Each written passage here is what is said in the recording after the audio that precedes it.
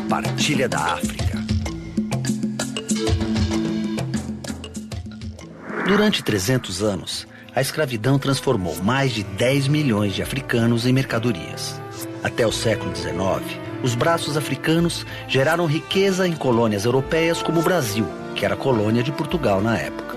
Para as potências europeias, os escravos representavam mão de obra para a lavoura. Os africanos também eram vendidos com lucro para outros países. A escravidão deixou marcas nos países onde se estabeleceu e também no continente africano. Aí começa uma página da história da África, que é uma página de uma corrida de um ocidente, sobretudo europeu, e depois também dos Estados Unidos, de correr para os minérios, né, para os produtos minerais, seja o diamante, seja o petróleo, seja o cobre. Os interesses comerciais e políticos levaram vários exploradores rumo ao interior do continente, especialmente ingleses e franceses. Foi o que estimulou a busca pela nascente do rio Nilo, na região central e no nordeste africano, além da descoberta dos cursos de outros rios importantes, como o Níger, o Zaire e o Zambeze.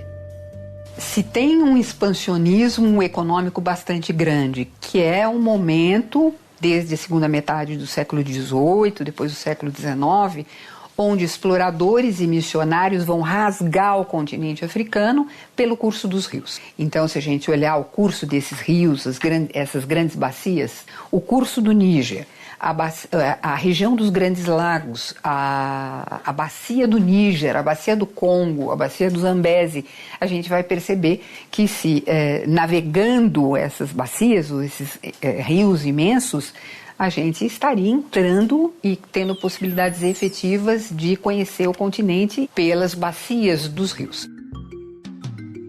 As disputas em torno do continente africano estavam estabelecidas. Em 1884, 14 países europeus, além dos Estados Unidos e Rússia, se reuniram na Alemanha para buscar um acordo sobre a partilha da África. O episódio ficou conhecido como a Conferência de Berlim. A partilha da África foi iniciativa de um governante alemão chamado Otto von Bismarck, que em 1884, prevendo que a África seria talvez um lugar de conflito, né, o domínio da África poderia ser um ponto de conflito entre as nações europeias, que estavam todas na Segunda Revolução Industrial, quase todas, né? E visando a África como um local para retirada de matérias-primas para alimentar essa indústria, ele chama então a Conferência de Berlim, e que reúne principalmente os países da Europa do Ocidente, mas também a Rússia, e coloca então na mesa, né, quais vão ser as regras para a ocupação desse continente. E a regra fundamental é essa: a nação europeia que ocupar um determinado território na África deve comunicar imediatamente às outras nações e, ao mesmo tempo, deve demonstrar a ocupação efetiva desses territórios.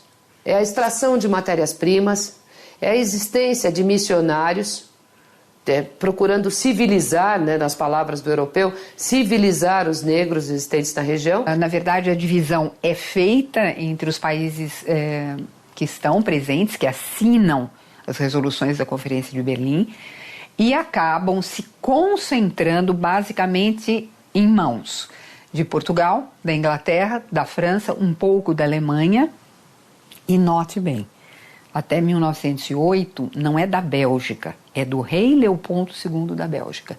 O Congo é uma propriedade privada, particular, do Leopoldo II da Bélgica.